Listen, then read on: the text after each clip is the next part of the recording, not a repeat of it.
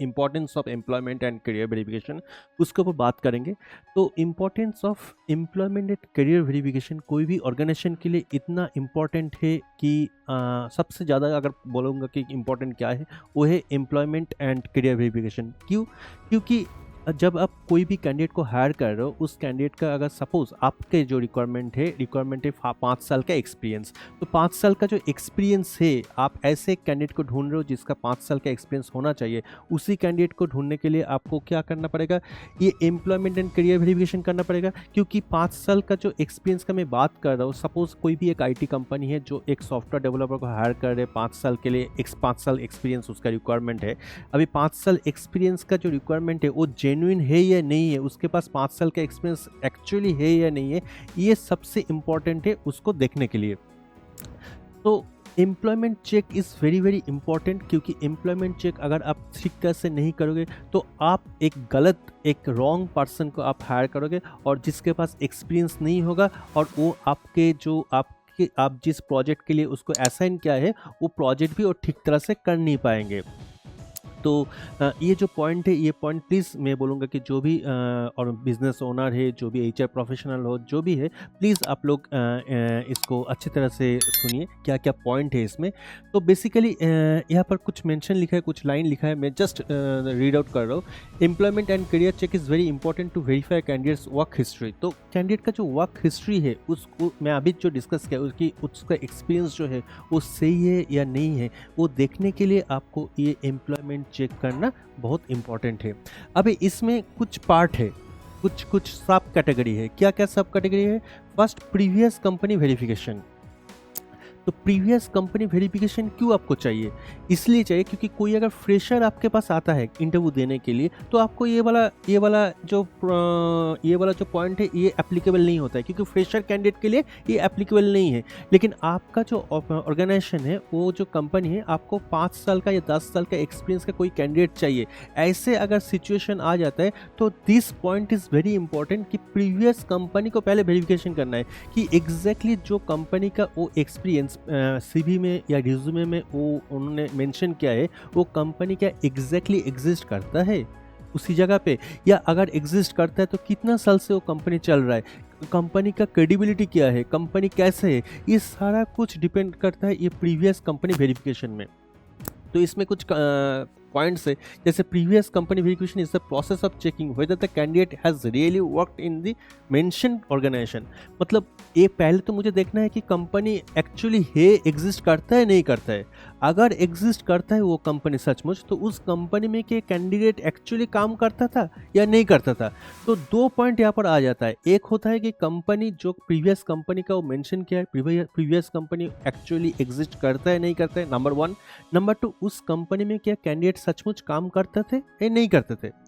Number 2, first the candidate provides details like company name, designation and employment details. Definitely company जो candidate होगा वो ये सब information आपके साथ शेयर करेंगे, बोलेंगे कि मेरा ये डेजिग्नेशन था, मेरा ये जॉब रोल था, सारा कुछ। तो वो आपको वेरीफाई करना है जो जॉब रोल उन्होंने बोला है, जो डेजिग्नेशन उन्होंने बोला है, जो कंपनी नेम उन्होंने बोला है, वो सारा कुछ मैच कर रहा है नहीं मैच कर रहा है। Then HR or BGB agency contact the previous company through official email or phone to confirm the details. Exactly. तो बेसिकली क्या करते हैं BGB एजेंसीज, वो कंपनी को थ्रू ईमेल कांटेक्ट कर सकते हैं, या थ्रू फ़ोन कांटेक्ट कर सकते हैं, या फिजिकल विजिट भी कर सकते हैं। कि एग्जैक्टली जो फिजिकल विजिट एड्रेस चेक के लिए होता था, वही कंपनी चेक के लिए भी फिजिकल विजिट करके वो देख सकते हैं कि कंपनी है या नहीं है। अगर कंपनी है तो वहाँ पर जाके जो फील्ड एग्जीक्यूटिव है वहाँ पर जाके पूछ सकते हैं कि एक्चुअली जो मिस्टर एक्स जो है वो क्या एग्जैक्टली काम करते थे यहाँ पर, या उसका डेजिग्नेशन क्या था, ये सारा कुछ वहाँ पर वो वेरीफाई कर सकते हैं। फिर वो क्या करेंगे, फिर वो documents like offer letter, salary slips and relieving letter are also check. ये सब भी वो चेक करना पड़ेगा। कैसे चेक होता है? जो प्रीवियस कंपनी में जो HR होता है, वो HR को वो डॉक्यूमेंट्स जो दिखाएगा कि ये जो डॉक्यूमेंट्स है, या ईमेल पे भी भेज सकता है कि ये जो ऑफर लेटर, सैलरी स्लिप्स या रिलीविंग लेटर जो डॉक्यूमेंट्स है, ये डॉक्यूमेंट्स का आपके कंपनी से क्या इशू हुआ है या दूसरे किसी ऑर्गेनाइजेशन से इशू हुआ है, या ये डॉक्यूमेंट मैनिपुलेटेड है या फेक है, तो ये भी कंफर्म कर सकते हैं। तो फाइनली अगर ऑल डिटेल्स, जितना भी डिटेल्स मैंने बोला, ये डिटेल्स अगर मैच करता है, सारा कुछ अगर मैच करता है प्रीवियस कंपनी से, तो आपको तब पता चलेगा हाँ वो जो कैंडिडेट ने जो भी डिटेल्स प्रोवाइड किया है वो सही है। अगर आपका आपका आपका आपका जो भी मैंने डिटेल्स बोला ये अगर प्रीवियस जो भी कंपनी है उस कंपनी से अगर मैच नहीं करते, तो इसका मतलब जो कैंडिडेट ने मेंशन किया है वो गलत है, रॉन्ग इन्फॉर्मेशन शेयर किया है। अभी क्वेश्चन होता है, आपके पास एक क्वेश्चन आ सकता है कि अच्छा एक कंपनी तो हो गया, प्रीवियस एक कंपनी, लेकिन अगर वो अगर 3-4 कंपनी का अगर एक्सपीरियंस दिया तो 5 साल का हो सकता है, 5 साल में वो 3 कंपनी स्विच किया, 3 कंपनी में उसका एक्सपीरियंस है। डेफिनेटली मैं बोलूँगा कि आपको तीनों कंपनी को मतलब काउंट करना है, तीनों कंपनी का वेरिफिकेशन आपको करना है, क्योंकि आप सिर्फ एक लास्ट जो कंपनी है वही वाला सिर्फ वेरिफिकेशन करने से नहीं होगा, आपको और भी 2 कंपनी जो है प्रीवियस कंपनी है उसको भी वेरीफाई करना है, उसको भी आपको देखना है कि उसमें भी उसका डेजिग्नेशन किया था या उसका वर्क हिस्ट्री किया था, या वो कभी टर्मिनेशन तो नहीं हुआ था, वो तो सचमुच रेजिग्नेशन दिया था, क्या हुआ था एक्चुअली, वो सारा हिस्ट्री पता चलेगा। तो आपका जो भी रिक्वायरमेंट है एक्सपीरियंस का, 5 ईयर्स है, 10 ईयर्स है, 15 ईयर्स का एक्सपीरियंस, ये जो टाइम फ्रेम है, इस टाइम फ्रेम में वो जितना भी कंपनी या ऑर्गेनाइजेशन स्विच किया है, ये सारे कंपनी को आपको वेरिफिकेशन करना है।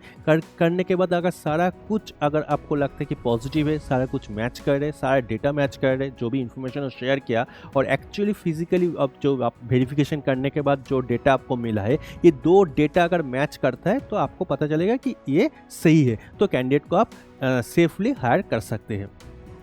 Number 2, experience validation. Experience validation क्या होता है? Experience validation is the process of confirming whether the candidates work experience is real and accurate. Definitely ये इसमें आ जाता है कि ये जो एक्सपीरियंस वैलिडेशन आप कैसे करोगे। एक्सपीरियंस वैलिडेशन आपको कैसे the candidate provides details like job, company name and employment period. तो एम्प्लॉयमेंट पीरियड दिया है कि मैं 3 साल ये XYZ कंपनी में मैं काम कर रहा था, तो आपको देखना है कि सचमुच उस एम्प्लॉयमेंट जो टाइम फ्रेम दिया उस टाइम फ्रेम में क्या एक्चुअली कैंडिडेट काम कर रहा था, और अगर काम कर रहा था कि उसी प्रोफाइल में जो प्रोफाइल को दिया है, जो डेजिग्नेशन दिया है उसी डेजिग्नेशन में वो काम कर रहा था। ये सारा कुछ आपको जो एक्सपीरियंस वैलिडेशन है उसमें आ जा रहा है। जो मैंने कंपनी चेक बोला पहले, कंपनी चेक मतलब कंपनी को एक्सपीरियंस 2 चीज़ होता है। कंपनी चेक में पहले कंपनी एग्जिस्ट करता है नहीं करता ये पहले देखना है। अगर कंपनी एग्जिस्ट करता है तो कैंडिडेट वहाँ पर काम करता था या नहीं करता था, ये हो गया company cheque. Second, experience validation में क्या करेंगे कि वो जो एक्सपीरियंस मेंशन किया कि मुझे 2 साल इस कंपनी में एक्सपीरियंस है, तो 2 साल का सचमुच उस कंपनी में उसका एक्सपीरियंस है, ये कैसे आप कंफर्म कर पाओगे? वहाँ का जो HR है या वहाँ का जो प्रोजेक्ट मैनेजर है, वहाँ का जो कंपनी ओनर है, उससे आपको पता चलेगा कि एग्जैक्टली उसका प्रोफाइल क्या था, उसका सैलरी क्या था, उसका डेजिग्नेशन क्या था, उसका जॉब रोल क्या था, उसका वर्क हिस्ट्री क्या था, उसका बिहेवियर कैसे था, और उसका जो जब वो कंपनी छोड़ा तो उसका क्या टर्मिनेशन किया गया था या उसको फॉर्मल रेजिग्नेशन दे के वो प्रोसेस को कंप्लीट किया था। ये सारा कुछ पता चलता है ये एक्सपीरियंस वैलिडेशन के साथ। नेक्स्ट आ जाते हैं हम लोग UN EPFO चेक। ये मतलब क्या होता है? ये बेसिकली ये बहुत इंपॉर्टेंट एक फैक्टर है। UN EPFO check is the process of verifying the candidates employment history using their universal account number, UN number. मतलब जो कंपनी अच्छा कंपनी होता है उसका PF फंड होता है, प्रोविडेंट फंड होता है। इसमें क्या होता है, वो UN नंबर में जो प्रोविडेंट फंड का जो उसका पैसा जो जमा होता है ना, ये एक्चुअली ये हिस्ट्री से पता चलता है कि एग्जैक्टली वो कितना काम कर रहा था, कितना साल का काम कर रहा था, उसमें उसका जो UN है वो एक्टिव है या नहीं है, ये सारा डिटेल्स उसमें पता चलता है। तो इसमें क्या होता है, first the candidate provides UN details और consent for verification. Definitely candidate को पहले कंसेंट देना है कि आप मेरा UN जो है वो वेरीफाई कर सकते हो। अगर आप कैंडिडेट से अगर कंसेंट मिल गया तो आप UN चेक कर सकते हैं। UN चेक आप ऑनलाइन डेफिनेटली BGB जो एजेंसीज है, जो भी कंपनी है, वो ऑनलाइन प्लेटफॉर्म से कर सकते हैं। तो इसमें क्या होता है, the system shows previous company names, joining and exit dates and PF contribution details. जो मैंने अभी बोला, जो PF कंट्रीब्यूशन जो होता है उसमें से आ जाता है, और उसमें पता चलता है कि एग्जैक्टली वो जो बोल रहे हैं कि प्रीवियस कंपनी का नेम ये था, उसका एड्रेस ये है, उसका वो इसी जगह पे था, सारा डिटेल्स आपको उस UN से पता चल जाएगा। तो इट्स वेरी इंपॉर्टेंट, और ये बहुत ईजी होता है कि सर्च करने के लिए कि एग्जैक्टली कैंडिडेट उस कंपनी में काम कर रहा था या नहीं कर रहा था। Number 4 point, employment gap analysis. This is also very very important part, employment gap analysis करना। इसमें देखिए क्या लिखा है कि employment gap analysis is the process of checking any break और gap in a candidate's career. हो सकता है कि कैंडिडेट आपने देखा कि कैंडिडेट्स ने सीवी दिया और सीवी में उसका सारा कुछ सही है, एकदम सही है, वो काम कर रहा था, बीच में 2 साल सपोज 2023 से 2025 तक उसका कुछ नहीं है। वो एक दिखा है कि कंपनी को वो अप टू 2023 मार्च तक वो काम किया। फिर आप देख रहे हो कि नेक्स्ट पॉइंट में लिखा है कि नेक्स्ट जो ऑर्गेनाइजेशन है 2025 से टिल डेट वो काम कर रहे हैं। तो आपको पहले देखना है कि 2023 से 2025 का ये जो गैप है, ये गैप में वो क्या कर रहे थे, इसमें पहले मेंशन क्यों नहीं है। तो पहले आप कैंडिडेट को पूछेंगे कि आप ये है 23 से 25 आप क्या कहीं पर काम कर रहे थे। डेफिनेटली वो बोलेगा कि नहीं काम कर रहा था, डेफिनेटली वो सीवी में मेंशन नहीं है। सीवी में जब मेंशन नहीं होता है ऐसे कुछ इन्फॉर्मेशन, उसको ही हम लोग गैप बोलते हैं, मतलब वर्किंग गैप, मतलब प्रोफेशनल गैप हो जाता है, एक्सपीरियंस गैप हो जाता है, क्योंकि वो 2 साल काम नहीं किया था। अभी वो अगर 2 साल काम नहीं कर रहे थे तो उसका बहुत सारे रीज़न हो सकता है, बहुत सारे जेन्युइन रीज़न हो सकता है और फेक बहुत सारे दूसरा कुछ भी रीज़न हो सकता है। अभी क्या रीज़न होगा ये हम लोग बोल नहीं सकते, ये वेरिफिकेशन करने के बाद ही पता चलेगा। अभी रीज़न क्या क्या हो सकता है हम लोग एक बार देख लेते हैं। First, the candidate provides full employment timeline with joining and leaving dates, then gaps between jobs are identified and calculated. जो अभी मैंने बोला, अभी मैं एग्जांपल वही दिया कि 23 तक एक काम किया था, फिर वो दिखाया कि 25 अप्रैल से टिल डेट में काम कर रहा हूँ इसी ऑर्गेनाइजेशन से। तो बीच में वो 2 साल का जो गैप है उसमें वो कुछ प्रोवाइड नहीं किया, कुछ शेयर नहीं किया, इन्फॉर्मेशन शेयर नहीं किया, और इन्फॉर्मेशन शेयर का कोई नहीं करता है सीवी में, ऐसा इन्फॉर्मेशन शेयर होता भी नहीं है।